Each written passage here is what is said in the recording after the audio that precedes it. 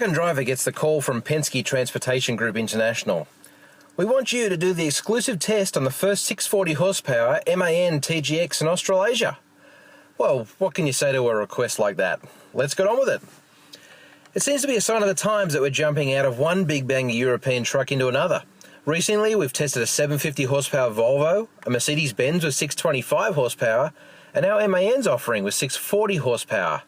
It's a sign of the times as operators are looking to higher horsepower to deliver reliability and fuel economy.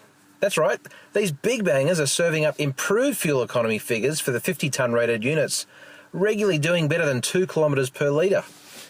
Today we're running out of Palmerston North with a load of produce bound for Auckland. We're a bit on the light side with only 17 tonnes of freight on board, so it's not going to be too hard to drive with 640 horsepower underfoot. We catch up with owners Jazz Singh and Vic Singh in Palmy for our afternoon drive. Climbing up into the high floor cab is a breeze with 3 very large well-spaced steps and grab handles front and back of the door opening. All major instrumentation is right in front of the driver, and most of the regularly used functions can be accessed on the steering wheel and column stalks. Forward vision is excellent with a giant windscreen, and the mirrors are a real nice package, very similar to the Mercedes, with dual mirrors on both sides in a large single housing.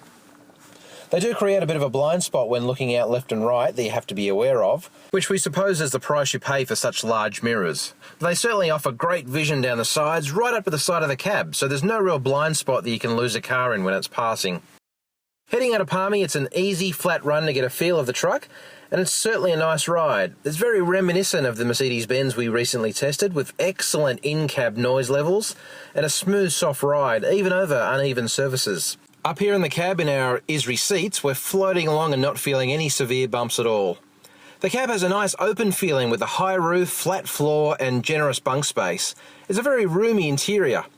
MAN tells us these new series trucks have an improved transmission that delivers smoother and quicker shifting, and it certainly feels like that as we climb up through the gears leaving Palmy. Once we clear Bulls on the road north, it's time to try out some of the numerous driver assist features. So with a push on the steering wheel mounted button, we dial up cruise control and set the speed at 90 k's an hour and set the distance at which the active cruise control will slow us if we get close to another vehicle in front. Then it's time to sit back and enjoy the ride. When we finally find some downhills, we engage the engine brake by the column mounted lever to set the downhill speed on cruise control, or simply touch the brake pedal and the truck maintains the speed we're at all the way down the hill. It's all very effortless for the driver. All these functions are easy to use and have very straightforward marked switches to activate and operate them. On stretches of gently rolling roads, our fuel economy is further assisted by the efficient roll function that disengages the engine when it's not powering, dropping the res back to idle until power or braking is required. Our run to Mangaweka is done on cruise control with only use of the brake to set descent speed and use of the throttle to override the active cruise control's distance setting to overtake slow-moving vehicles. On the long, steady climb out of Mangaweka, for most of it the MAN holds top gear, taking another gear about 3/4 of the way up when we drop to 1000 RPM, and it holds that up over the top. For most of the climb we're at 80 k's an hour, only dropping below that when it downshifts to 11th. It's not surprising given the MAN D38 engine produces 640 horsepower along with 3,000 newton meters of torque all the way down to 900 RPM. Running down the other side, once again we leave the cruise control and engine brake to do its things.